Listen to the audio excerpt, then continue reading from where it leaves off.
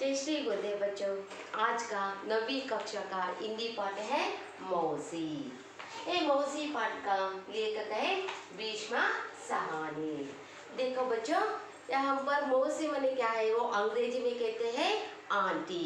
ये रक्त संबंध के बिना जो दूसरों का हम बुलाते हैं ना, वो आंटी कहते हैं, ये अंकल कहते हैं। उसी तरह यहाँ पर मौसी है, ये भीष्म साहनी के बचपन में आने वाले एक औरत है मौसी।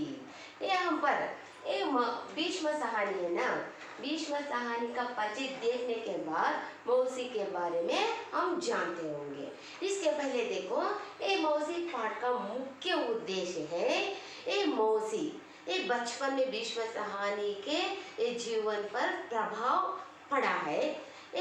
ये मौसी का ये पाठ में मौसी का निस्वार्थ भावना, परोपकार गुण, दूसरों के मदद करना और बच्चों की मदद करना, ये सभी आते हैं। इतना भी नहीं, इस पाठ से बच्चे सीखते हैं ये बुजुर्ग लोगों को, बड़े बुजुर्ग लोगों को कैसे आदर किया जाना, ये सभी को वो बच्चे एक पाठ से सीखते हैं। इसी उद्देश्य से भीष्म साहनी क्या किया है, ये बचपन में मौसी क्या क्या बच्चों को मदद करती थी और बच्चों पर किस तरह की प्रभाव पड़ी थी, ये सब के बारे में वो जानकारी देना चाहता है, इसलिए खुद इस पाठ को लिखा है।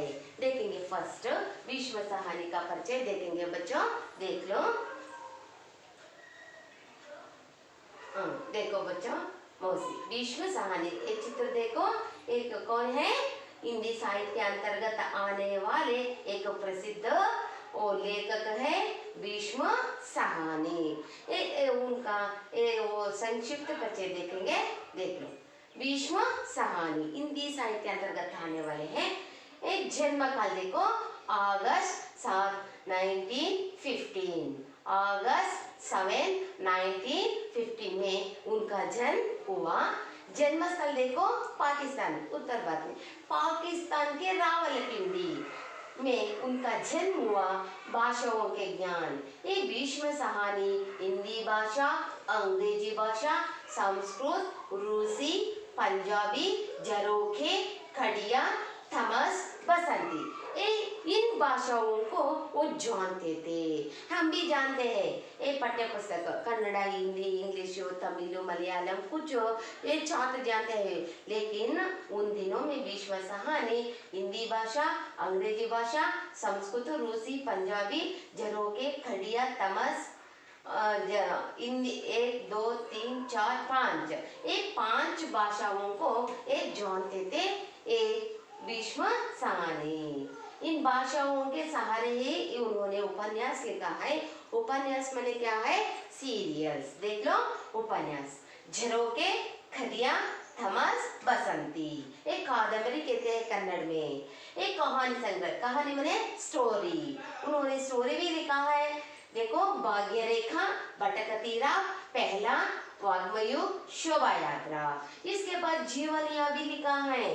जीवनिया में व्यक्ति परिचय देख लो, बाई बलराज, अपनी भारत। इसके बाद नाटक देख लो, नाटक भी उन्होंने लिखा है। साहित्य का प्रकार में नाटक भी एक है, वो कबीर खड़ा बाजार में, माधवी मुहवाजे, ये सभी नाटक है। इनसे साहित्य सेवा के कारण कुछ पुरस्कार भीष्म साहनी ने पाया है। देख लो, शिरोमणि पुरस्कार, साहित्य अकादमी पुरस्कार, सोवियत लैंड पुरस्कार। इसके बाद देख लो, नेहरू पुरस्कार भी उनको मिला है। इसी तरह उन्होंने हिंदी साहित्य अंतर्गत एक बहुत प्रसिद्धि पाया है। इसके बाद देखो, भीष्म साहनी के बचपन में भीष्म साहनी के बचपन की एक घटना है मौसी। ये बच्चा था, बचपन वो छात्र था, उन दिनों में मौसी का परिचय होता है, इसलिए मौसी उन पर वो प्रभाव मौसी का प्रभाव पड़ा था। तो इसलिए हम पर मौसी कैसी थी उसके बारे में यहाँ पर पाठ में वो लिखा है, देख लो।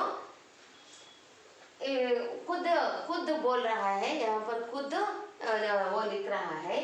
उसे सब मौसी कहकर पुकारते थे, बच्चे भी और बड़ी उम्र के लोग भी। किसी के किसी के घर बच्चा बीमार होता तो सबसे पहले मौसी को ही बुलाते। किसी के घर शादी होती तो वहाँ भी सबसे पहले मौसी ही पहुँचती। दिन भर मोहल्ले में कभी एक के घर तो कभी दूसरे के घर मौसी बैठी नजर आती थी। देखो मौसी का परिचय इस तरह दे रहे हैं। भीष्म साहनी कहते हैं कि उसे सब मौसी कहकर पुकारते थे। सब मने वो भीष्म साहनी और भीष्म साहनी के मोहल्ले में रहने वाले सभी लोग और सभी बच्चे उसे क्या कहकर बुलाते थे?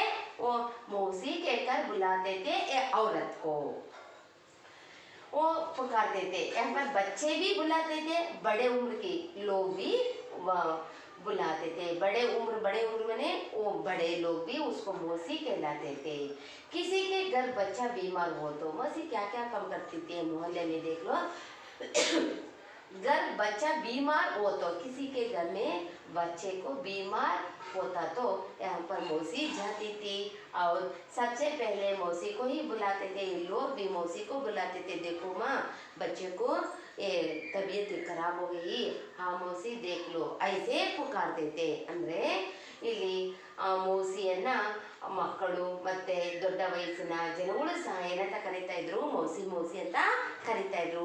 ಯಾರ ಮನೆಯಲ್ಲಾದ್ರೂ ಮಗುಗೆ ಮೈಯಲ್ಲಿ ಹುಷಾರಿಲ್ಲ ಅಂದ್ರೆ ಫಸ್ಟ್ ಮೌಸಿಯನ್ನ ಕರೀತಾ ಇದ್ರು, ನೋಡಮ್ಮ ಬಂದು ಮಗುಗೆ ಮೈಯಲ್ಲಿ ಹುಷಾರಿಲ್ಲ ನೋಡಿ ಅಂತ ಹೇಳ್ತಾ ಇದ್ರು। तो सबसे पहले मौसी को ही बुलाते थे। किसी के घर शादी होती, ಇಲ್ಲ ಯಾರ ಮನೆಯಲ್ಲಾದ್ರೂ ಮದುವೆ ಆಯಿತು ಅಂತ ಇಟ್ಕೊಳ್ಳಿ, किसी के घर शादी ಅಂದ್ರೆ विवाह ब्याह होती तो वहाँ भी सबसे पहले मौसी ही पहुंचती थी। ಅಲ್ಲಿ ಮದುವೆ ಒಂದು ಕೆಲಸ ಕಾರ್ಯಗಳನ್ನು ಮಾಡೋದಕ್ಕೆ ಮೊಟ್ಟ ಮೊದಲಿಗೆ ಮೌಸಿನೇ ಅವ್ರ ಮನೆಗೆ ಹೋಗ್ತಾ ಇದ್ದಂತೆ। इतना भी नहीं, दिन भर मोहल्ले में कभी एक के घर तो कभी दूसरे के घर मौसी बैठी नजर आती थी। मौसी ಯಾವ ರೀತಿಯಾಗಿ ಕಾಲ ಕಳೀತಾ ಇದ್ಲಂದ್ರೆ ಮೊಹಲ್ಲೆ ಅಂದ್ರೆ ಅವ್ರು ಇರ್ತಕ್ಕಂಥ ಒಂದು ಬೀದಿ, ಮೊಹಲ್ಲೆ में कभी एक के घर ಒಂದಲ್ಲ ಒಂದು ಮನೆಯಲ್ಲಿ ಕೂತ್ಕೊಂಡಿರೋದು ಕಣ್ಣಿಗೆ ಕಾಣಿಸ್ತಾ ಇತ್ತು। ಈ ರೀತಿಯಾಗಿ ಮೊಹಲ್ಲೆಯಲ್ಲಿ ಮೌಸಿ ಜನರನ್ನ ತುಂಬಾ ಪ್ರೀತಿಯಿಂದ ನೋಡ್ಕೊಂತ ಇದ್ಲು ಅಂತ ಭೀಷ್ಮ ಸಾಹನಿ ಅವರೆಲ್ಲೋ ಹೇಳ್ತಾ ಇದ್ದಾರೆ। ಇದಾದ್ಮೇಲೆ ನೋಡಿ ಮಕ್ಕಳ, दोपहर होते होते मौसी स्कूल के फाटक पर जा पहुंचते। ये मोहल्ले के लोगों को मदद करना ही का वो मौसी का काम नहीं थी, इसके साथ साथ क्या करती थी? दोपहर माने क्या है? मध्याह्न समय। दोपहर होते होते क्या करती थी मौसी? स्कूल के फाटक पर जा पहुंचती। क्या करती थी? मोहल्ले में रहे एक पाठशाले के पास जाती थी। फाटक माने मेन डोर, एक पाठशाले के मेन डोर पर जा पहुंचती थी। इतना बड़ी छुट्टी की घंटी बजी थी। छुट्टी के माने स्कूल छोड़ने का घंटी बजी थी है ना। घंटी बजना ಅಂದ್ರೆ ಸ್ಕೂಲ್ ಬಿಡ್ತಕ್ಕಂಥ ಸಂದರ್ಭದಲ್ಲಿ ಬೆಲ್ ಹೊಡಿತಾರಲ್ಲ, ಎಲ್ಲರಿಗೂ ಗೊತ್ತಿದೆ, ಸೂಚನೆ ಕೊಡ್ತಾರೆ। ಬೆಲ್ ಆಗಿದ ತಕ್ಷಣ ಏನ್ ಮಾಡ್ತಿದ್ರು? बच्चे भागते हुए बाहर निकलते थे। मोहल्ले के बच्चे ಏನ್ ಬೆಲ್ ಆಗೋದೇ ತಡ ಬ್ಯಾಗ್ಗಳೆಲ್ಲ ತಗೊಂಡು ಏನ್ ಮಾಡ್ತಾ ಇದ್ರು? ಓಡ್ಕೊಂಡು ಗೇಟ್ ಹತ್ರ ಬರ್ತಾ ಇದ್ರು। कोई लड़का उसके कंधों पर, देखो ये चित्र में देखो, देखो कोई लड़का, देखो यहाँ पर निकलते तो कोई लड़का उसके कंधों पर, कंधों ಅಂದ್ರೆ ಭುಜಗಳು, ಈ ನೋಡಿ ಇಲ್ಲಿ ಭುಜಗಳಲ್ಲಿ ಏನು ಹಾಕಿದ್ದಾರೆ? ಬಸ್ತಾ ಅಂದ್ರೆ ಬ್ಯಾಗ್, ಬುಕ್ಸ್ ಇರ್ತಕ್ಕಂಥ ಬ್ಯಾಗ್ ಅನ್ನು ಹಾಕ್ಬಿಡ್ತಾ ಇದ್ರು, ತಗ್ಲಾಕ್ತಾ ಇದ್ರು। तो कोई उसके गले में, ಕೆಲವರು ಏನ್ ಮಾಡ್ತಾ ಇದ್ರು? ಕತ್ತಿಗೆ ನೇತಾಕ್ತಾ ಇದ್ರು ಬ್ಯಾಗನ್ನು। ಆಗೆಲ್ಲ ಆಗಿನ ಬ್ಯಾಗ್ಸ್ ಇರುತ್ತೆ, ನಿಮ್ಮ ಥರ ಹಿಂದ್ಗಡೆ ಹಾಕೊಳ್ತಕ್ಕಂಥ ಒಂದು ಬ್ಯಾಗ್ಸ್ ಇರಲಿಲ್ಲ, ಆಗೆಲ್ಲ ಹ್ಯಾಂಡಲ್ ಇರ್ತಕ್ಕಂಥ ಬ್ಯಾಗೇ ಇದ್ದಿದ್ದು। ಕೆಲವರು ಎಲ್ಲ ಭುಜಕ್ಕೆ ಹಾಕಿದ್ರೆ, ಕೆಲವರೆಲ್ಲ ಕತ್ತಿಗೆ ಬ್ಯಾಗುಗಳನ್ನು ಹಾಕ್ಬಿಡ್ತಾ ಇದ್ರು। ಮೊಹಲ್ಲೆ के सभी बच्चे उसके साथ वो लेते थे। ಬ್ಯಾಗುಗಳೆಲ್ಲ ಮೌಸಿಗೆ ತಗ್ಲಾಕ್ಬಿಟ್ಟು ಆರಾಮಾಗಿ ಬರೀ ಕೈಯಲ್ಲಿ ಕೈ ಬೀಸ್ಕೊಂಡು ಬರ್ತಾ ಇದ್ರಂತೆ। ಭೀಷ್ಮ ಸಾಹನಿ ಅದನ್ನು ನೆಟ್ ಮಾಡ್ಕೊತಾ ಇದ್ರು। ನೋಡಿ ಚಿತ್ರದಲ್ಲಿ ನೋಡಿ, ಇಲ್ಲಿ ಮೌಸಿ ಇದ್ದಾರೆ, ಮೌಸಿ ಈ ಕಡೆ ಏನು ಮಾಡ್ತಿದ್ದಾರೆ? ಮಕ್ಕಳು ಮೌಸಿಯನ್ನು ನೋಡ್ಬಿಟ್ಟು ಓಡ್ಕೊಂಡು ಬಂದು ಬ್ಯಾಗ್ಗಳೆಲ್ಲ ಏನು ಮಾಡ್ತಿದ್ದಾರೆ? ಮೌಸಿಗೆ ನೇತಾಕ್ತಾ ಇದ್ದಾರೆ। ಮೌಸಿ ಅವ್ರ ಬ್ಯಾಗ್ಗಳೆಲ್ಲ ಎತ್ಕೊಂಡ್ಬಂದ್ರೆ ಇವ್ರು ಆರಾಮಾಗಿ ಮೌಸಿ ಜೊತೆಯಲ್ಲಿ ನೋಡ್ಕೊಂಡು ಬರ್ತಾ ಇದ್ರು। ಈ ರೀತಿಯಾಗಿ ಮಕ್ಕಳ ಒಂದು ಬ್ಯಾಗ್ಗಳನ್ನು ಹೊತ್ತುವುದ್ರ ಮುಖಾಂತರ ಮೌಸಿ ಮಕ್ಕಳಿಗೆ ಪ್ರೀತಿಯನ್ನು ಹಂಚುತ್ತಾ ಇದ್ದ ಮಕ್ಕಳ ಈ ಚಿತ್ರ ನೋಡಿದ್ರೆ ನಮ್ಗೆ ಗೊತ್ತಾಗುತ್ತೆ। ಇದಾದ್ಮೇಲೆ ನೋಡೋಣ, ಇದನ್ನು ಸಹ ಭೀಷ್ಮ ಸಾಹನಿ ಅವರು ನೆನಪು ಮಾಡ್ಕೊಳ್ತಾ ಇದ್ದಾರೆ। ಈಗ 2 पॉइंट ನಾವು ತಿಳ್ಕೊಂಡ್ವಿ. मोहल्ले लोगों को मदद करती थी और मोहल्ले में रहने वाले बच्चों को भी मदद करती थी मौसी. इसके बाद देख लो, मौसी कौन थी, कहाँ से आई थी, कोई नहीं जानता था. मौसी यारो, मौसी एलिंदा बंदू, कोई नहीं जानता. मोहल्ले में रहने वाले लोग नहीं जानते, ಅವ್ರಿಗೆ ಗೊತ್ತಿಲ್ಲ ಮೋಸಿ ಯಾರು, ಮೋಸಿ ಎಲ್ಲಿಂದ ಬಂದ್ಲು ಅನ್ನೋದು ಯಾರಿಗೂ ಗೊತ್ತಿರಲಿಲ್ವಂತೆ. यह भी कोई नहीं जानता था कि मौसी कब इस मोहल्ले में आई थी. ಅಷ್ಟೇ ಅಲ್ಲ, ಈ ಮೊಹಲ್ಲೆಗೆ ಯಾವಾಗ ಬಂದ್ರು ಮೋಸಿ ಅನ್ನೋದು ಸಹ ಯಾರಿಗೂ ಗೊತ್ತಾಗ್ತಾ ಇರಲಿಲ್ವಂತೆ. रोज दोपहर डलने पर मौसी नीम के पेड़ तले पहुंच जाती थी. रोज दोपहर डलने पर, दोपहर ये मध्याह्नದ ಸಮಯದಲ್ಲಿ कहाँ आती थी मौसी, नीम के पेड़ तले. देखो यहाँ पर नीम पेड़ है, नीम पेड़ है, नीम पेड़ के तले ಬೇವಿನ ಮರದ ಕೆಳಗಡೆಗೆ ಮೌಸಿ ಬರ್ತಾ ಇದ್ಲು. ಯಾಕೆ ಬರ್ತಾ ಇದ್ಲು ಅಂತ ನೋಡೋಣ. ನೋಡಿ ಮಕ್ಕಳು, ಕೆಳಗಿಂದರಲ್ಲಿ ನೋಡಿ, ಕೆಳಗಿನ ಕಾಲದಲ್ಲಿ वहाँ सभी बच्चे खेला करते थे. ये क्यों आती थी वो नीम पेड़ के तले, ಯಾಕೆ ಬೇವಿನ ಮರದ ಕೆಳಗಡೆ ಬರ್ತಾ ಇದ್ರು ಮೌಸಿ ಅಂದ್ರೆ, ಎಲ್ಲ ಮಕ್ಕಳು ಸ್ಕೂಲ್ ಬಿಟ್ಟ ಮೇಲೆ ಅಲ್ಲಿ ಬಂದು ಆಟ ಆಡ್ತಾ ಇದ್ರು. खेला करते थे. मौसी को बच्चों के साथ खेलना, उन्हें कहानियाँ और चुटकुले सुनाना बहुत पसंद था. ये मौसी क्या करती थी, पढ़ाकर बच्चों के साथ खेलना. मौसी भी बच्चों के साथ खेलती थी. मौसीनु ಮಕ್ಕಳ ಜೊತೆಗೆ ಆಟ ಆಡ್ತಾ ಇದ್ಲಂತೆ. ಉನ್ಹೇ ಕಹಾನಿಯಾ, ಚಿಕ್ಕ ಮಕ್ಕಳಿಗೆ ಸಾಮಾನ್ಯವಾಗಿ ಕಥೆಗಳಂದ್ರೆ ತುಂಬಾ ಇಷ್ಟ. ಮೌಸಿ ಏನ್ ಮಾಡ್ತಾ ಇದ್ಲು, ಆ ಮಕ್ಕಳಿಗೆ ಕಥೆಗಳನ್ನ ಹೇಳ್ತಾ ಇದ್ಲು, ಕಹಾನಿಯಾ. ಅವು ಚುಟುಕುಲೆ, ನಗೆಹಾನಿಗಳು, ಜೋಕ್ಸ್ ಅನ್ನ ಹೇಳಿ ನಗಿಸ್ತಾ ಇದ್ಲಂತೆ. इसलिए पसंद था. इसलिए ये मौसी क्या करती थी, बच्चों जो खेल रहे थे ना नीम पेड़ के नीचे, यहाँ पर आती थी. जब शाम हो जाती, ಸಾಯಂಕಾಲ ಆಯಿತು ಅಂತಂದರೆ ಅವ್ರ ಬಚ್ಚೆ ಕೇಳ್ತಾ ತಗ್ ಜಾತೆ. ಮಧ್ಯಾಹ್ನದ ಬಿಸಿಲಿಂದ ಸ್ಟಾರ್ಟ್ ಮಾಡಿ ಸಂಜೆವರೆಗೂ ಹಾಡಿ ಮಕ್ಕಳು ಏನಾಗ್ತಾ ಇದ್ರು, ತಗ್ ಜಾತೆ ಅಂದರೆ ಸುಸ್ತಾಗ್ತಾ ಇತ್ತು. ಸುಸ್ತಾದಾಗ तो मौसी को घेर कर बैठ जाते. ಬಂದ್ಬಿಟ್ಟು ಹಾಡಿ ಟಯರ್ಡ್ ಆಗಿಬಿಟ್ಟು ಮಕ್ಕಳೆಲ್ಲ ಬಂದು ಮೌಸಿಯನ್ನು ಸುತ್ತುವರ್ಕೊಂಡು ಕೂತ್ಕೊತಾ ಇದ್ರು. ಆಗ ಉಸ್ಸೆ ಕಹಾನಿಯ ಸುನಾತೆ. ಅಷ್ಟೆಲ್ಲ ಆಗ ಮೌಸಿ ಏನು ಮಾಡ್ತಾ ಇದ್ಲು, ಟಯರ್ಡ್ ಆಗಿರ್ತಕ್ಕಂಥ ಮಕ್ಕಳಿಗೆ ಕಥೆಗಳನ್ನು ಹೇಳಲು ಪ್ರಾರಂಭ ಮಾಡ್ತಾ ಇದ್ಲು. आज मुझे जितनी कहानियाँ याद है, ಭೀಷ್ಮ ಸಹಾನಿ ಅವ್ರು ಹೇಳ್ತಾ ಇದ್ದಾರೆ, ಆಗ ಮೌಸಿ ಕಥೆಗಳು ಹೇಳಿದ್ಲಲ್ವಾ, ಈಗ ನನಗೆ ಇಷ್ಟು ಲೇಖನಗಳನ್ನು ಬರೆದಿರ್ತಕ್ಕಂಥ ವಯಸ್ಸಾಗಿದ್ದು ಸಹ ಆಗ ನನ್ನ ಒಂದು ಬಾಲ್ಯದಲ್ಲಿ ಮೌಸಿಯಲ್ಲಿರ್ತಕ್ಕಂಥ ಕಥೆಗಳು ನನಗೆ ನೆನಪಿದೆ ಅಂತ ಹೇಳ್ತಿದ್ದಾರೆ. ಯಾವ್ದಂದ್ರೆ ಏನು ನೆನಪಿದೆ ಅಂತ ಹೇಳ್ತಾ ಇದ್ದಾರೆ. ನೋಡಿ ಮಕ್ಕಳ, ಯಾವ್ಯಾವುದು ನೋಡೋಣ ಕಹಾನಿಗಳು. ತೋತಾ ತೋತಿ ಕಿ ಕಹಾನಿ, खाट के घोड़े की कहानी, सुंदर बाई की कहानी. देखो तोता तोती की कहानी ಅಂದ್ರೆ ಹೆಣ್ಣು ಗಿಳಿ ಗಂಡು ಗಿಳಿ ಕಥೆನಂತೆ, ಮತ್ತೆ ಮರದ ಕುದುರೆಯ ಕಥೆನಂತೆ, ಸುಂದರ ಬಾಯಿ ಅಂತಕ್ಕಂಥ ಒಬ್ಬ ವ್ಯಕ್ತಿಯ ಕಥೆನಂತೆ. वे सब मैंने मौसी के मुंह से ही सुनी थी. ಈ ಎಲ್ಲ ಕಥೆಗಳನ್ನು ಮೌಸಿ ಬಾಯಿಂದಲೇ ನಾನು ಕೇಳಿದ್ದೀನಿ. ಇನ್ನೂ ತುಂಬ ಚೆನ್ನಾಗಿ ನೆನಪಿದೆ ಅಂತ ಭೀಷ್ಮ ಸಹಾನಿ ಮೌಸಿಯನ್ನು ನೆನಪು ಮಾಡ್ಕೊತಾ ಇದ್ದಾರೆ ಮಕ್ಕಳ ಹೇಳಿ. ಆಮೇಲೆ ನೋಡೋಣ, ಮತ್ತೆ ನೋಡೋಣ ಮೌಸಿ ಯಾವ ರೀತಿಯಾಗಿರ್ತಾ ಇದ್ದು. ಮೌಸಿ ಮಹಿಳಾ ಸ ದುಪ್ಪಟ ಓಡೇ रहती. ಮೌಸಿ ತುಂಬ ಹಳೇದಾಗಿರ್ತಕ್ಕಂಥ ಒಂದು ದುಪ್ಪಟ ಶಾಲುವನ್ನು ಯಾವಾಗಲೂ ಓದಿಕೊಂಡು ಇರ್ತಾ ಇದ್ರು ಮಕ್ಕಳ. और रहती थी, उसके हर कोने में कुछ बंधा रहता था. ಆ ದುಪ್ಪಟೆಗೆ 4 ಕೋಣೆಗಳಿರುತ್ತಲ್ಲ, ಆ 4 ಕೋಣೆಗಳಲ್ಲಿ ಒಂದನ್ನ ಗಂಟು ಹಾಕೊಂಡಿರ್ತಾ ಇದ್ದು. कुछ बंधा रहता था. किसी कोने में ಥೋಡೆ ಸೇ ಚನೆ, ಏನೇನು ಗಂಟು ಹಾಕೊಂಡಿರ್ತಾ ಇದ್ದು ಇಲ್ಲಿ ನೋಡಿ. ಚನೆ, ಕಿಸಿ ಚನೆ, ಕಿಸಿ ಮೇ ಟೀಕ್ಯಾ, ಒಂದು ರೀತಿಯ ಸ್ವೀಟ್ ಇದು. ಅವ್ರ ಕಿಸಿ ಮೇ ದಾಲ್ ಪಲ್ಯ, ಅಂದರೆ ದಾಲ್ ಅಂದರೆ ಬೇಳೆ, ಪಲ್ಯ ಅಂತಂದ್ರೂ ಬೇಯಿಸಿರ್ತಕ್ಕಂಥ ಕಾಳುಗಳನ್ನು ಗಂಟು ಹಾಕೊಂಡು ತಗೊಂಡ್ಬರ್ತಾ ಇದ್ದಂತೆ. ಏನೇನು ತರ್ತಾ ಇದ್ದು ಮತ್ತೆ ಕೆಳಗಡೆ, ಚನೆ, ಟಿಕಿಯಾ और दल पलिया, ये तीन ये लेकर आती थी. इसके साथ मूंगफलियाँ भी लाती थी, कले बीजा. मौसी खोल कर हम सबकी हथेली पर थोड़ा रख देती थी. ಆ ಗಂಟನ್ನು ಬಿಚ್ಚಿಬಿಟ್ಟು ಸುತ್ತಲೂ ಕೂತ್ಕೊಂಡಿರ್ತಕ್ಕಂಥ ಮಕ್ಕಳಿಗೆ ಹಥೇಲಿ ಅಂದರೆ ಸ್ವಲ್ಪ ಹಂಗೆ ಇಲ್ಲಿಂಗೆ ಇಡ್ತಾ ಇದ್ದು. ಮಕ್ಕಳೇ ತಿನ್ನಿ ಅಂತ. ಕೋಲ್ ಅಂದರೆ ಗಂಟನ್ನು ಪ್ಯಾಂಟನ್ನು ಓಪನ್ ಮಾಡ್ತಕ್ಕಂಥದ್ದು. ಓಪನ್ ಮಾಡಿ ಹತೇಲಿ ಅಂದರೆ ಹಂಗೆಯಲ್ಲಿ ಇಡ್ತಾ ಇದ್ದು ಮಕ್ಕಳ ಮೌಸಿ. ಆಮೇಲೆ ನೋಡೋಣ ಏನಾಯ್ತು ಅಂತ. ಈ ಚಿತ್ರ ಸರಿಯಾಗಿ ನೋಡಿದ್ರಲ್ಲ, ಚೆನ್ನೆ ಟಿಕಿಯ ದಾಲ್ ಪಲ್ಯ.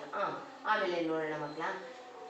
कोई बच्चा उससे पूछता कि उसी तरह बैठते समय कहानियाँ बोलते समय मौसी के पास रहे बच्चे कुछ प्रश्न पूछते थे ये मौसी के साथ। क्या कोई बच्चा उससे पूछता कि मौसी तुम कहाँ की रहने वाली हो?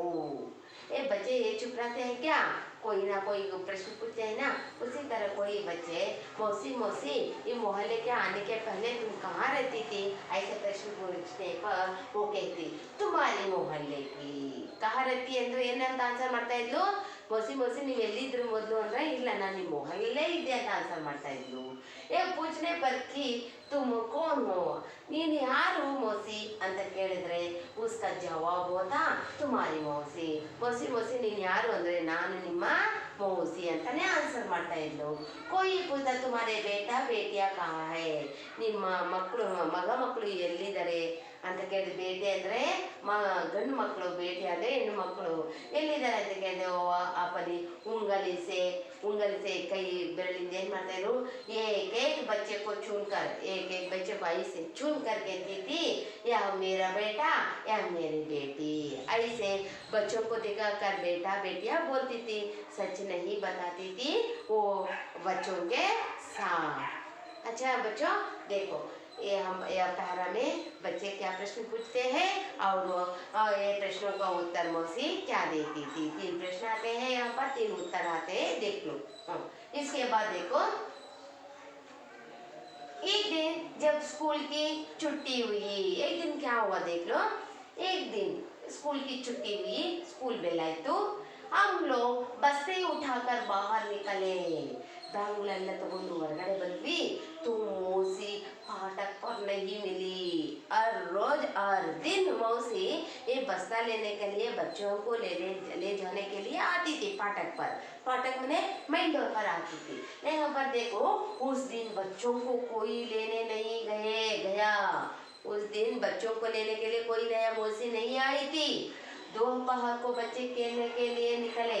उसके बाद बच्चे क्या की, ये स्कूल छोड़ने के बाद नीम पेड़ के थल्ले गए खेलने के लिए। तो मौसी पेड़ के नीचे भी नहीं थी, लेकिन नीम पेड़ के नीचे ಒಂದು ಬೇವಿನ ಮರದ ಕೆಳಗೂ ಸಹ ಮೌಸಿ ಕಾಣಿಸ್ಕೊಳ್ಳಿಲ್ಲ ಮಕ್ಕಳ. ಸಭಿ ನೇ एक दूसरे से पूछा, ಒಬ್ರಿಗೊಬ್ರು ಮೌಸಿ ನೋಡಿದ್ರ ಅಂತ ಕೇಳ್ಕೊಂಡ್ರು. पर किसी को मालूम नहीं था, ಆದರೆ ಯಾರಿಗೂ ಮೌಸಿ ಎಲ್ಲಿದ್ದಾಳೆ ಅಂತಾನೆ ಗೊತ್ತಿಲ್ಲ. कि मौसी कहाँ गई है, मौसी ಎಲ್ಲೋಗಿದ್ದಾಳೆ ಅಂತ ಯಾರಿಗೂ ಗೊತ್ತಾಗ್ಲಿಲ್ಲ. ಸ್ಕೂಲ್ ಹತ್ರ ಬಂದಿಲ್ಲ, ಬೇವಿನ ಮರದ ಕೆಳಗಡೆ ಬಂದಿಲ್ಲ, ಒಬ್ರನ್ನೊಬ್ರು ಕೇಳ್ಕೊಂಡ್ರು ಮೌಸಿ ಎಲ್ಲಿದ್ದಾಳೆ ಅಂತ. ಪಾಪ ಮಕ್ಕಳಿಗೆ ಗೊತ್ತಾಗ್ಲಿಲ್ಲ. ಮಕ್ಕಳೆಲ್ಲ ಪಾಪ ನಿರಾಸೆ ಆಗ್ಬಿಟ್ರು. ಆಮೇಲೆ ನೋಡೋಣ ಮಕ್ಕಳಿಗೆ ಏನಾಯ್ತು, ಮೌಸಿನ ಯಾವ ರೀತಿಯಾಗಿ ಫೈಂಡ್ ಔಟ್ ಮಾಡ್ತಾರೆ ನೋಡೋಣ. कई दिन बीत गए, ಸ್ವಲ್ಪ ದಿನ ಕಳೀತು. पर मौसी का कुछ पता ना चला। पता ಅಂದರೆ ಮೌಸಿ ಬಗ್ಗೆ ಒಂದು ಚೂರು ಯಾರಿಗೂ ಗೊತ್ತಾಗ್ಲಿಲ್ಲ, ಎಲ್ಲಿದ್ದಾರೆ ಅಂತಲೂ ಗೊತ್ತಾಗ್ಲಿಲ್ಲ. कोई कहता मौसी के ना रहने से मोहल्ला बड़ा खाली लगता है, पेड़ के नीचे सूना रहता है। इसलिए ये बच्चा अपने आप में बात कर रहे थे। क्या बात कर रहे थे, यो मौसी ಇಲ್ದಿರ ಮೊಹಲ್ಲ ಏನೇನಾಗಿದೆ, ಖಾಲಿ ಹೊಡಿತಾ ಇದೆ ಅಂತ.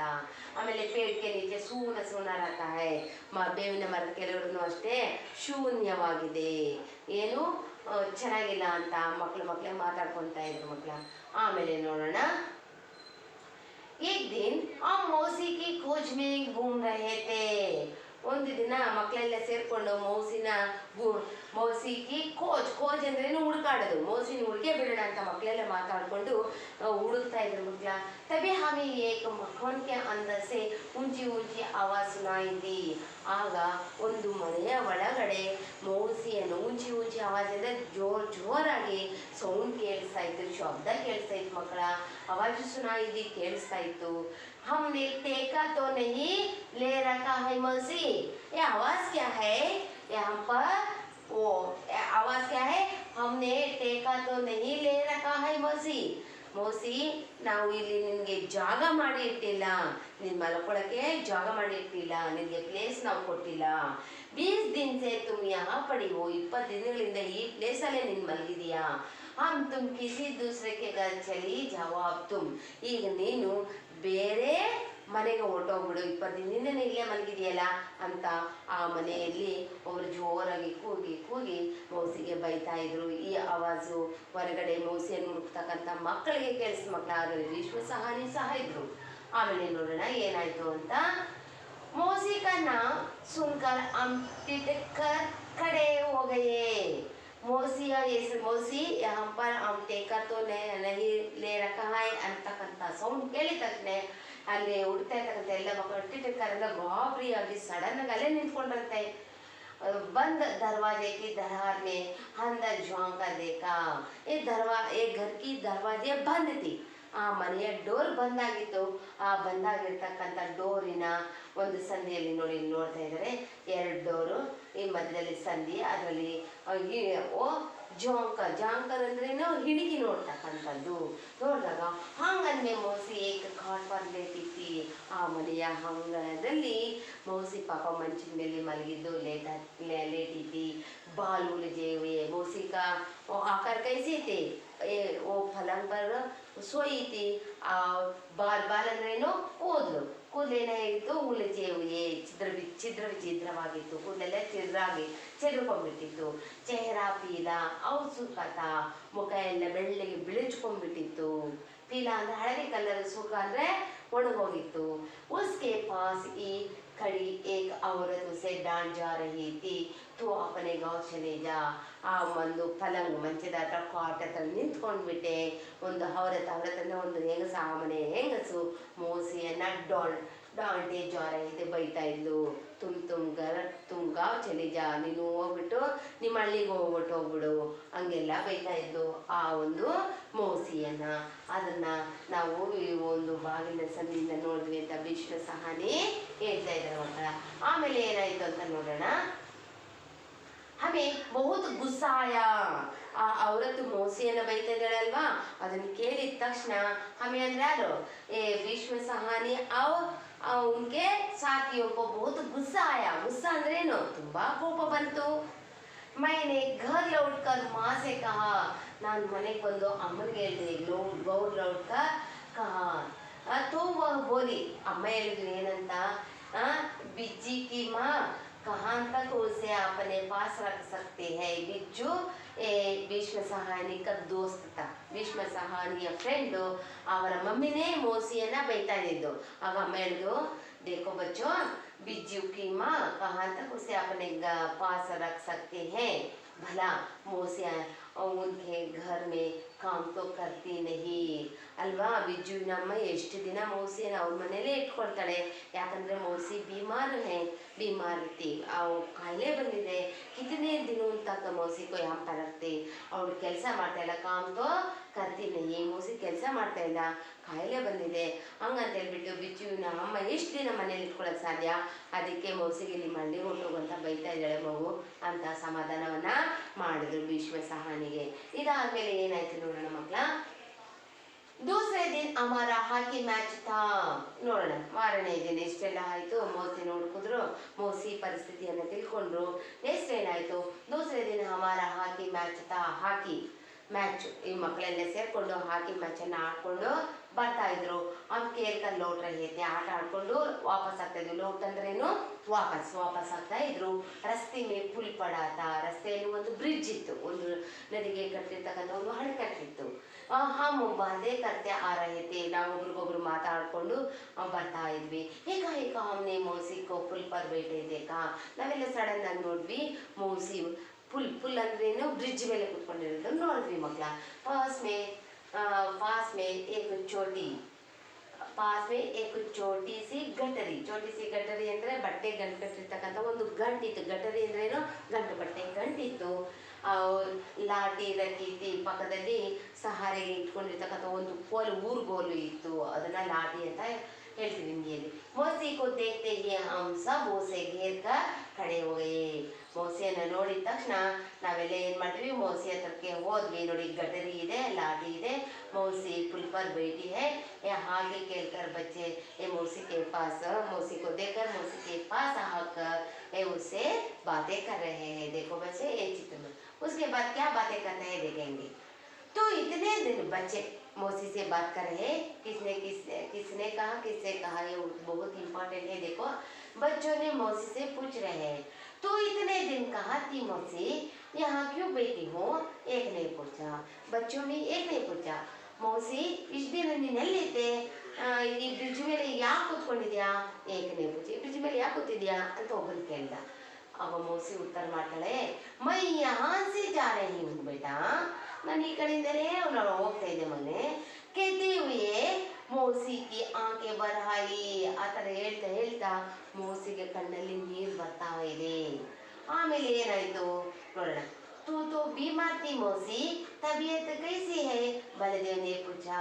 ಅವರ ಫ್ರೆಂಡ್ಸ್ ಅಲ್ಲಿ ಬಲದೇವ್, ಭೀಷ್ಮ ಸಹಾನಿಯ ಫ್ರೆಂಡ್ ಬಲದೇವ್ ಕೇಳ್ತಿದ್ದೇನೆ, ನಿನ್ಗೆ ಕಾಯಿಲೆ ಇತ್ತಲ್ವಾ ಮೌಸಿ, तबीयत कैसी है, तबीयत ಮನೆ क्या है, ನಿನ್ನ ಆರೋಗ್ಯ ಈಗ ಹೇಗಿದೆ ಅಂತ ಬಲದೇವ ಕೇಳ್ದ। ಅದಕ್ಕೆ ಆನ್ಸರ್ ಏನು ಹೇಳ್ತಾಳೆ ಮೌಸಿ ನೋಡೋಣ। ಬೇಟಾ ಮೈ ಟೀಕ್ ಹೋ ಗೈ ಹೂँ, ಇಲ್ಲ ಮೊನ್ನೆ ಬಲದೇವನಿಗೆ ಆನ್ಸರ್ ಮಾಡ್ತಿದ್ದಾರೆ, ಇಲ್ಲ ನಾನೀಗ ಕಾಯಿಲೆ ವಾಸಿ ಆಗಿದೆ ನನಗೆ।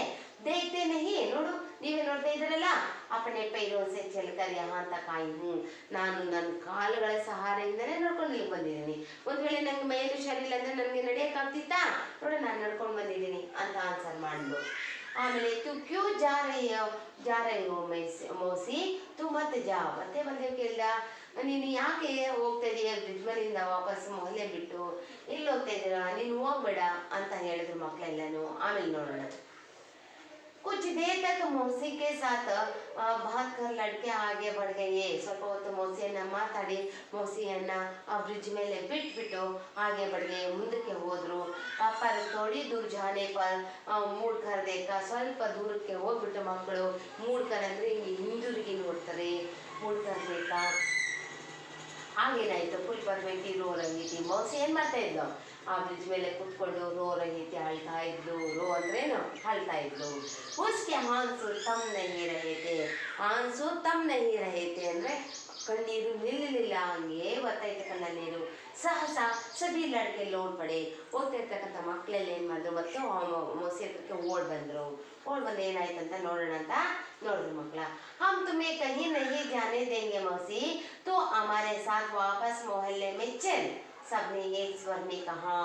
तब क्या हो गया, सभी बच्चे ये मौसी से कहते हैं, हम तुम्हें कहीं नहीं जाने देंगे मौसी, ನಿಮ್ಮನ್ನ ನಾವು ಎಲ್ಲೂ ಹೋಗೋದಕ್ಕೂ ಬಿಡೋದಿಲ್ಲ, तो हमारे साथ वापस मोहल्ले में चल, ನೀವು ನಮ್ಮ ಜೊತೆಗೆ ನಮ್ಮ ಮೊಹಲ್ಲೆಗೆ ಬನ್ನಿ। सबने एक स्वर में कहा, ಎಲ್ಲ ಮಕ್ಕಳು ಒಂದೇ ರೀತಿ ಒಂದೇ ಸ್ವರದಲ್ಲಿ ಆನ್ಸರ್ ಮಾಡಿದ್ರು, ನೀವೆಲ್ಲೂ ಹೋಗ್ಬೇಡಿ ನಮ್ಮ ಮೊಹಲ್ಲೆಗೆ ಬನ್ನಿ ಅಂತ। ಆಮೇಲೆ ನೋಡಿ ಯಾವ ರೀತಿಯಾಗಿ ಮೊಹಲ್ಲೆಗೆ ಕರ್ಕೊಂಡ್ ಬರ್ತಾರೆ ಅಂತ ನೋಡೋಣ।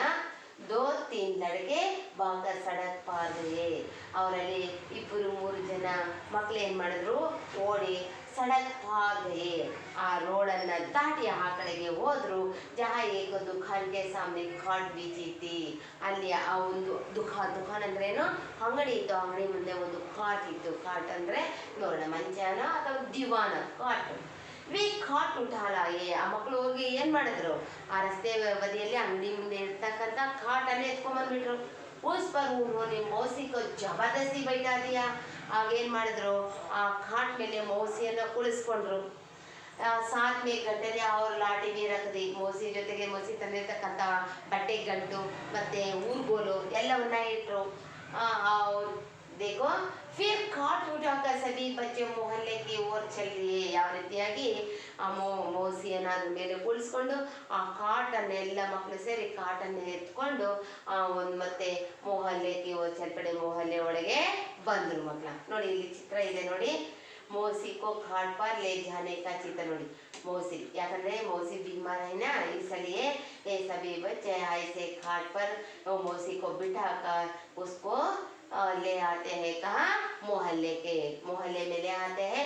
मोहल्ले में रहे वो नीम पेड़ है ना, नीम पेड़ के नीचे रख जाते हैं, बाद में देखेंगे। काट को हम लोग सीधे नीम के पेड़ के नीचे ले आए। नीम पेड़ के नीचे ये बच्चे खेल रहे थे ना, ये नीम पेड़ के नीचे खाट को रख देते हैं। नीम ಒಂದು ಬೇವಿನ ಮರದ ಕೆಳಗಡೆ ಆ ಕಾಟನ್ನ ಇಳಿಸಿದ್ರು। ಆಗ ನೋಡಿ कन्हैया, ये बच्चों में एक ये बच्चा है कन्हैया, ಒಂದು ಭೀಷ್ಮ ಸಹಾನಿಯ ಫ್ರೆಂಡ್ ಕನ್ನಯ್ಯ। भाग कर अपने घर से दरी और तकिया उठा लाया. ಕನ್ನಯ್ಯ ಕಾಟನಲ್ಲಿ ಇಡ್ಸಿದ್ದೆ ತರ ಓಡೋಗ್ಬಿಟ್ಟು ತಮ್ಮ ಮನೆಯಲ್ಲಿ ಏನಂತಂದ, ದರಿ ಜಮಖಾನ ತಕಿಯ ಒಂದು ಪಿಲ್ಲೋ ಅಂದ್ರೆ ತಲ್ಲಿಮನ್ನ ತಗೊಂಬಂದ ಉಠಾಲಾಯ. ಆಮೇಲೆ ಯೋಗರಾಜ್ देखो ಯೋಗರಾಜ್ अपने घर से कठोर दूध. ಯೋಗರಾಜ್ ಏನ್ ಮಾಡ್ದ, ಯೋಗರಾಜ್ ತನ್ನ ಮನೆಗೆ ಹೋಗ್ಬಿಟ್ಟು ಮೋಸಿಗೆ ಒಂದು ಲೋಟ दूध ಅಂದ್ರೆ ಹಾಲನ್ನ ತಗೊಂಬಂದ. ಆಮೇಲೆ ಗೋಪಾಲ್ ಏನ್ ಮಾಡ್ದ, अपने घर से ಲ್ಯಾಂಪ್ ಉಠಾಲಾಯ. ಸಂಜೆ ಆಗಿತ್ತು, ಅದಕ್ಕೋಸ್ಕರ ಒಂದು ಲ್ಯಾಂಪ್ ಅನ್ನ ತಗೊಂಬಂದ, ಲೈಟ್ ಅನ್ನು ತಗೊಂಬಂದ, ಲ್ಯಾಟಿನ್ ಅನ್ನ ತಗೊಂಬಂದ. ಬಲದೇವ್ಗೆ ಪಿತಾ ಡಾಕ್ಟರ್ थे, ಬಲದೇವನ ತಂದೆ ಡಾಕ್ಟರ್ ಅಂತೆ. ಅದಕ್ಕೋಸ್ಕರ अपने पिता को ಕ್ಲಿನಿಕ್ से खींच लाया. ಹೋಗ್ಬಿಟ್ಟು ಕ್ಲಿನಿಕ್ಗೆ ಅವ್ರ ಅಪ್ಪನನ್ನ ಕರ್ಕೊಂಬಂದ. ಯಾರು, ಬಲದೇವ್. ಮೌಸಿ बीमार है, अब चल कर देखे. ಮೌಸಿಗೆ ಕಾಯಿಲೆ ಬಂದಿದೆ, ನೀವು ಡಾಕ್ಟರ್ ಅಲ್ವಾ, ಹೋಗ್ಬಿಟ್ಟು ಮೌಸಿಗೆ ಚಿಕಿತ್ಸೆಯನ್ನ ಕೊಡಿ ಅಂತ ಎಲ್ಲ ಮಕ್ಕಳು ಪ್ರೀತಿಯಿಂದ ಮೌಸಿಗೆ ಈ ರೀತಿ ಸರ್ಕಾರವನ್ನ ತೋರಿಸ್ತಾ ಇದ್ದಾರೆ. ಯಾಕಂದ್ರೆ ಮೌಸಿ ಚೆನ್ನಾಗಿದ್ದಾಗ ಮಕ್ಕಳನ್ನ ಅಷ್ಟೇ ಪ್ರೀತಿಯಿಂದ ನೋಡ್ಕೊತಾ ಇದ್ದು, ಈಗ ಅದೇ ಪ್ರೀತಿಯನ್ನ ಮಕ್ಕಳು ಮೌಸಿಗೆ ವಾಪಸ್ ಕೊಡ್ತಾ ಇದ್ದಾರೆ. ಯಾವ ರೀತಿಯಾಗಿ, ಕನ್ನಯ್ಯ ಹೋಗ್ಬಿಟ್ಟು ಏನ್ ಬಂದ, ದರಿ ಮತ್ತೆ ತಗಿಯ ತಂದ. ಆಮೇಲೆ ಏನ್ ಮಾಡ್ದ, ಯೋಗರಾಜ್ ಹೋಗ್ಬಿಟ್ಟು ಒಂದು ಲೋಟ ಹಾಲನ್ನ ತಂದ. ಆಮೇಲೆ ಗೋಪಾಲ ಹೋಗ್ಬಿಟ್ಟು ಏನ್ ತಂದ, ಲ್ಯಾಂಪ್ ಅನ್ನ ತಂದ. ಆಮೇಲೆ ಬಲದೇವ್ ಏನ್ ಮಾಡ್ದ, ತನ್ನ ತಂದೆಯಿಂದ ಚಿಕಿತ್ಸೆಯನ್ನ ಒಳಿದ. ಮಕ್ಕಳ ಇದರಲ್ಲಿ ನಮ್ಗೆ ಗೊತ್ತಾಗುತ್ತೆ ಮೌಸಿ ತೋರಿಸಿದಂತಹ ಪ್ರೀತಿಯನ್ನ ಮಕ್ಕಳು ಸಹ ಇಲ್ಲಿ ಮೌಸಿ ಮೇಲೆ ತೋರಿಸ್ತಾ ಇದ್ದಾಳೆ. ಲड़के आपस में ಭಾರಿ ಬಾಂಧನೆ ಲಗೆ. ಇಷ್ಟೆಲ್ಲ ಆದ್ಮೇಲೆ ಮಕ್ಕಳೆಲ್ಲ ಸೇರ್ಕೊಂಡು ಒಂದು ಸರ್ದಿಯನ್ನ ಮಾಡ್ಕೊಂಡು ಭಾರಿ ಬಾಂಧನೆ ಲಗೆ. ಏನಪ್ಪಾ ಅದು ಅಂದ್ರೆ, ಮೌಸಿಗೆ ಪಾಸ್ ರಾತ್ ಕೆ ಪೆಹ್ಲೆ ಪಹರ್ ಮೇ ಕೌನ್ ರಹೇಗಾ. ಆಯ್ತು, ಮೌಸಿಗೆ ಮನೆ ಇಲ್ಲ, ಬೇವಿನ ಮರದ ಕೆಳಗೆ ಇಟ್ಟಿದೀವಿ, ಮೌಸಿಗೆ ಬೀಮಾರು, ಈಗ ಮೌಸಿಯನ್ನು ನೋಡ್ಕೊಳಕ್ಕೆ ಯಾರಾದ್ರೂ ಒಬ್ಬರು ರಾತ್ರಿ ಇರ್ಬೇಕಲ್ವಾ ಅಂತ ಹೇಳ್ಬಿಟ್ಟು ಪೆಹರ್ ಅಂದ್ರೆ ಮೌಸಿಯ ಜೊತೆಯಲ್ಲಿ ಮೌಸಿಯನ್ನು ನೋಡ್ಕೊಳ್ಳೋದು, ಪೆಹರ್ ಕಾವಲಿಗೆ. ಕೌನ್ ರಹೇಗಾ ಅವ್ರು ದೂಸರೆ ಪಹರ್ ಮೇ ಕೌನ್. ಈ ರಾತ್ರಿಗೆ ಯಾರಿರ್ತಾರೆ, ನಾಳೆ ರಾತ್ರಿಗೆ ಯಾರಿರ್ತಾರೆ ಅಂತ ಪ್ಲಾನ್ ಮಾಡ್ಕೊತಾ ಇದ್ರು. ಅಮ್ಮೈ ಮರ್ಬಿ. ಆವಾಗ ಮೌಸಿ ಇದನ್ನೆಲ್ಲ ನೋಡ್ಬಿಟ್ಟು ಮೌಸಿಗೆ ತುಂಬಾ ಖುಷಿ ಆಗೋಗುತ್ತೆ ಮಕ್ಕಳ. ಅವಾಗ ನೋಡಿ, ಅಮ್ಮೈ ಮರ್ಬಿ ಜಾವು ತೋ ತುಮ್ ಲೋಗೋ ಕೋ ಛೋಡ್ ಕರ್ ಕಹಿ ಬಿ ನಹಿ ಜಾವುಂಗಿ. ಆಗ ಮೌಸಿ ಮಕ್ಕಳು ಹೇಳ್ತಾಳೆ, ನಾನು ಸತ್ತೋದ್ರೂ ಪರವಾಗಿಲ್ಲ ಮಕ್ಕಳ, ನಾನು ನಿಮ್ಮ ಜನಗಳನ್ನ ಬಿಟ್ಟು, ನಿಮ್ಮನ್ನ ಬಿಟ್ಟು ನಾನು ಎಲ್ಲಿಗೂ ಹೋಗೋದಿಲ್ಲ ಅಂತ ಪ್ರೀತಿಯಿಂದ ಹೇಳ್ತಾಳೆ. ಕೈಹಾರ್ ಮೌಸಿನೇ ತಸಲ್ಲಿದ್ದಿ ಆಣೆಯನ್ನ ಮಾಡ್ತಾಳೆ, ನಿಜವಾಗ್ಲೂ ನನ್ನ ಮೊಹನ್ನೆ ಬಿಟ್ಟು ಎಲ್ಲೂ ಹೋಗಲ್ಲ ಅಂತ. ತಬ್ ಜಾಕರ್ ಸಬ್ಕೋ ಚೈನ್ ಆಯಾ. ಆಗ ಆ ಎಲ್ಲ ಮಕ್ಕಳಿಗೂ ಒಂದು ನಿಟ್ಟುಸಿರಿ ಬಂತು.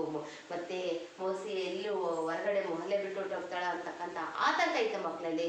ಈಗ ಮೌಸಿ ಆ ರೀತಿ ಆಣೆ ಮಾಡಿದ್ಮೇಲೆ ಮಕ್ಕಳಿಗೆಲ್ಲ ತುಂಬ ಖುಷಿನೂ ಆಯಿತು, ತುಂಬ ಒಂದು ರೀತಿಯ ಒಂದು ನಿಟ್ಟುಸಿರನ್ನ ಸಹ ಬಿಟ್ಟರು. ಫಿರ್ ತೋ ಸ್ವಯಂ भी कहने लगी. ಮತ್ತೆ ಹೇಳ್ತಾ ಇದ್ದಾಳೆ, अब मैं अपने बच्चों को छोड़कर कहीं नहीं जाऊंगी. ಹೇಳ್ತಾಳೆ, ಈ ಮಕ್ಕಳನ್ನ ಬಿಟ್ಟು ನಾನು ಎಲ್ಲೂ ಹೋಗಲ್ಲ, ನಾನು ಈ ಮಕ್ಕಳ ಜೊತೆಗೆ ಈ ಮೊಹಲಲ್ಲೇ ಇರ್ತೀನಿ ಅಂತ ಮೌಸಿ ಹೇಳ್ತಾಳೆ ಮಕ್ಕಳ. ಆಮೇಲೆ ನೋಡೋಣ, बच्चों के उत्साह को देखकर उसके घर वालों भी मौसी की चिंता होने लगी. ಈ ಮಕ್ಕಳು ತೋರಿಸ್ತಕ್ಕಂಥ ಪ್ರೀತಿ ಉತ್ಸಾಹವನ್ನು ನೋಡಿ ಆ ಮೊಹಲ್ಲೆಯಲ್ಲಿ ಇರ್ತಕ್ಕಂಥ ಎಲ್ಲ ಜನಗಳಿಗೂ ಮೌಸಿಯ ಬಗ್ಗೆ ಚಿಂತೆ ಮಾಡೋದಕ್ಕೆ ಚಿಂತೆಯನ್ನು ಮಾಡೋದಕ್ಕೆ ಶುರು ಹಚ್ಕೋತಾರೆ. ಶೀಘ್ರ ही मौसी को रहने के लिए जगह मिल गई. ಯಾವಾಗ ಮೊಹಲ್ಲೆಯಲ್ಲಿರ್ತಕ್ಕಂಥ ಜನಗಳು ಮೌಸಿ ಬಗ್ಗೆ ಯೋಚನೆ ಮಾಡೋದಕ್ಕೆ ಸ್ಟಾರ್ಟ್ ಮಾಡಿದ್ರು, ತಮ್ಮ ಮಕ್ಕಳಿಗೋಸ್ಕರ ಮೌಸಿಗೆ ಆ ಮೊಹಲ್ಲೆಯಲ್ಲಿ ಒಂದು ಇರೋದಕ್ಕೆ ಜಾಗವನ್ನು ಮಾಡಿಕೊಟ್ರು. ಎಲ್ಲಿ ಮಾಡಿಕೊಟ್ರಪ್ಪ ಅಂದರೆ, हमारे स्कूल में ही हेड मास्टर जी ने उसे काम पर रख लिया. ಅಷ್ಟೇ ಅಲ್ಲ, ಸ್ಕೂಲ್ನಲ್ಲೇ ಒಂದು ಕಮರೆಯನ್ನು ಕೊಟ್ಟು, ಒಂದು ಕೊಠಡಿಯನ್ನು ಕೊಟ್ಟು ಆ ಸ್ಕೂಲ್ನಲ್ಲಿ ಮೌಸಿಯನ್ನು ಏನು ಮಾಡ್ತಾರೆ, ಕೆಲಸಕ್ಕೆ ಇಟ್ಕೊಂಡ್ರು. ವಹಾ ಏಕ್ ಕೋಟರಿ भी रहने के लिए दे दिए. ಕೋಟರಿ ಮನೆ क्या है, ಕಮರೆ ಅಂದರೆ ಕೋಣೆ. ಮೌಸಿ ಉಳ್ಕೊಳ್ಳೋದಕ್ಕೆ ಸ್ಕೂಲಲ್ಲೇ ಒಂದು ರೂಮನ್ನು ಕೊಟ್ಟು ಆ ಒಂದು ಸ್ಕೂಲ್ನಲ್ಲೇ ಕೆಲಸವನ್ನು ಸಹ ಕೊಡ್ತಾರೆ ಮಕ್ಕಳ. ಇಷ್ಟೆಲ್ಲ ಆಗಿದೆ ಯಾರಿಂದ, ಆ ಮಕ್ಕಳಿಂದ. ಆ ಮಕ್ಕಳಿಗೆ ಅನಿಸಿದ ಪ್ರೀತಿ ಇವತ್ತು ಮೌಸಿಯನ್ನ ಕಾಪಾಡ್ತಾರೆ. ನೋಡಿ, ಇದು ಸ್ಕೂಲ್ ಕೊಟ್ಟಿದ್ದಾರೆ, ಸ್ಕೂಲಲ್ಲಿ ಮೌಸಿಗೆ ಜಾಗನೂ ಕೊಡ್ತಾರೆ. इस बात को बहुत बरस बीत चुके हैं. ಈಗ ಭೀಷ್ಮ ಸಹನಿ ಬರಿತಾ ಅದನ್ನ ನೆನಪು ಮಾಡ್ಕೊತಾ ಇರೋದು. ಭೀಷ್ಮ ಸಹನಿ ಹೇಳ್ತಿದ್ದಾರೆ, ಈ ಒಂದು ವಿಚಾರ ನಡೆದು ತುಂಬಾ ವರ್ಷಗಳು. ಯಾಕಂದ್ರೆ ಭೀಷ್ಮ ಸಹನಿ ಬಚ್ಪನಲ್ಲಿ ಆಗಿದ್ದು, ಓದ್ತಕ್ಕಂಥ ವಯಸ್ಸಿನಲ್ಲಿ ಆಗಿರ್ತಕ್ಕಂಥ ಘಟನೆ. ಮೋಸಿ ಹಬ್ಬಿ ವಹಿ ಹೇ. ಭೀಷ್ಮ ಸಹಾನಿ ಹೇಳ್ತಿದ್ರೆ ಈ ಪಾಠವನ್ನು ನಾನು ಬರೀತಾ ಇದ್ದೀನಿ, ಈಗೂ ಸಹ ಮೋಸಿ ಆ ಮೊಹಲ್ಲದಲ್ಲೇ ಆ ಸ್ಕೂಲ್ನಲ್ಲೇ ಇದ್ದಾಳೆ ಅಂತ. अब वो स्कूल की ತಾವು ಮೇ ಬೈಡಿ ಬಚ್ಚೋಕ್ಕೋ ಪಾನಿ ಪಿಲಾತೆ ಇವು ಅಷ್ಟೇ ಓಸಿ ಏನು ಮಾಡ್ತಾಳೆ ಆ ಸ್ಕೂಲಿನ ಒಂದು ಪ್ಯಾವು ಅಂದರೆ ನೀರು ಕುಡಿಯುವ ಸ್ಥಳ, ಅಲ್ಲಿ ಕೂತ್ಕೊಂಡು ಮಕ್ಕಳಿಗೆ ನೀರನ್ನು ಕುಡಿಸ್ತಾಳಂತೆ. ಜಾಡೆ ಕೆ ದಿನೋ ಮೇ ಸ್ಕೂಲ್ ಕೆ ಆಂಗನ್ ಮೇ ಧೂಪ್ ಮೇ बैठ जाती है. ಜಾಡೆ ಅಂದರೆ ಮಳೆಗಾಲದಲ್ಲಿ, ಒಂದು ಚಳಿಗಾಲದಲ್ಲಿ ಏನು ಮಾಡ್ತಾಳೆ, ದಿನೊಮ್ಮೆ ಸ್ಕೂಲ್ಗೆ ಆಂಗನ್ ಮೇ ಸ್ಕೂಲಿನ ಅಂಗಳದಲ್ಲಿ ಕೂತ್ಕೊಂಡು ಬಿಸಿಲನ್ನು ಕಾಯ್ತಾಳಂತೆ. ಬಚ್ಚೆ ಉಸೆ ಗೆರೆ ರತೆ ಈಗಲೂ ಸಹ ಮಕ್ಕಳು ಆ ಮೋಸಿಯನ್ನು ಸುತ್ತುವರ್ಕೊಂಡೇ ಇರ್ತಾರಂತೆ. ಮೋಸಿ ಬಚ್ಚೋಕ್ಕೋ ಕಹಾನಿ ಸುನಾತೆ. ಮೋಸಿ ಈಗಲೂ ಸಹ ಮಕ್ಕಳಿಗೆ ಕಥೆಯನ್ನ ಹೇಳೋದು ಬಿಟ್ಟಿಲ್ವಂತೆ. ಈ ರೀತಿಯಾಗಿ ಈ ಒಂದು ಮೋಸಿ ತನ್ನದಲ್ಲದ ಮಕ್ಕಳನ್ನ, ತನ್ನದಲ್ಲದ ಮೊಹಲ್ಲೆಯನ್ನ, ತನ್ನದಲ್ಲದ ಒಂದು ಸ್ಕೂಲ್ನಲ್ಲಿ ಮಕ್ಕಳಿಗೆ ಪ್ರೀತಿಯನ್ನು ಹಂಚಿದ ಅಲ್ಲೇ ಜೀವನವನ್ನು ಕಳೀತಾ ಇದ್ದಾರೆ ಅಂತ ಭೀಷ್ಮ ಸಹಾನಿ ಏನು ಮಾಡ್ತಾ ಇದ್ದಾರೆ, ತಿಳ್ಕೊತಾ ಇದ್ದಾರೆ, ಹೇಳ್ತಾ ಇದ್ದಾರೆ. ಕಭಿ ಕಭಿ ಲಾಠಿ ಟೇಂಗ್ತಿ ಹುಯಿ ಮೊಹಲ್ಲೆ ಕಾ ಚಕ್ಕರ್ ಕಾಟೆ. ಈಗ ಮೋಸಿ ಏನಾಗಿದ್ದಾಳೆ, ಮುದುಕಿ ಆಗ್ಬಿಟ್ಟಿದ್ದಾಳೆ. ಆದರೂ ಸಹ ಲಾಠಿ ಟೆಂಕಿ ಅಂದರೆ ಊರುಗೋಲಿನ ಸಹಾರೆಯಿಂದ ಮೊಹಲ್ಲೆ ಕ ಚಕ್ಕರ್ ಕಾಟೆ, ಮೊಹಲ್ಲೆಯನ್ನು ಸುತ್ತ ಹಾಕ್ತಾಳಂತೆ. ಸಭಿ ಗರ್ವಮೆ ಜಾಂಗ್, ಪ್ರತಿಯೊಂದು ಮನೆಯಲ್ಲೂ ಇಳಿಕಿ ನೋಡ್ತಾಳಂತೆ. ಗರ್ವಾಲು ಕುಶಲ ಕ್ಷೇಮ ಪೂರ್ತಿ ಏನಮ್ಮ ಚೆನ್ನಾಗಿದೆಯಾ, ಏನಪ್ಪ ಚೆನ್ನಾಗಿದೆಯಾ ಅಂತ ಅವರ ಒಂದು ಕ್ಷೇಮ ಸಮಾಚಾರವನ್ನ ವಿಚಾರಿಸ್ತಾಳಂತೆ ಈ ಒಂದು ಮೌಸಿ. ಫೀಸ್ ಸಂದಿದ್ದರೆ ಅಪನಿ ಕೋಟರಿ ಮೇ ಲೌಟಾತಿ ಹೇ. ಆಮೇಲೆ ಕತ್ಲಾದ್ಮೇಲೆ ಏನಾಗುತ್ತೆ, ಮೌಸಿ ಶಾಲೆಯಲ್ಲಿ ಕೊಟ್ಟಿರ್ತಕ್ಕಂಥ ತನ್ನ ಕೊಠಡಿಗೆ ಬಂದು ರೆಸ್ಟ್ ತಗೊಳ್ತಾಳಂತ ಮಕ್ಕಳ. ಇಷ್ಟು ಒಂದು ಮೌಸಿಯ ವ್ಯಕ್ತಿತ್ವ. ಬಾಲ್ಯದಲ್ಲಿ ತನ್ನ ಜೀವನದ ಮೇಲೆ ಪ್ರಭಾವವನ್ನು ಬೀರಿರ್ತಕ್ಕಂಥ ಮೌಸಿಯನ್ನು ಈ ವಿಶ್ವ ಸಹಾನಿ ಅವರು ತನ್ನ ಲೇಖನದಲ್ಲಿ ನೆನಪು ಮಾಡ್ಕೊತಾ ಇದ್ದಾರೆ ಮಕ್ಕಳ. ಓಕೆ, ಜೈ ಶ್ರೀ ಗುರುಗೆ.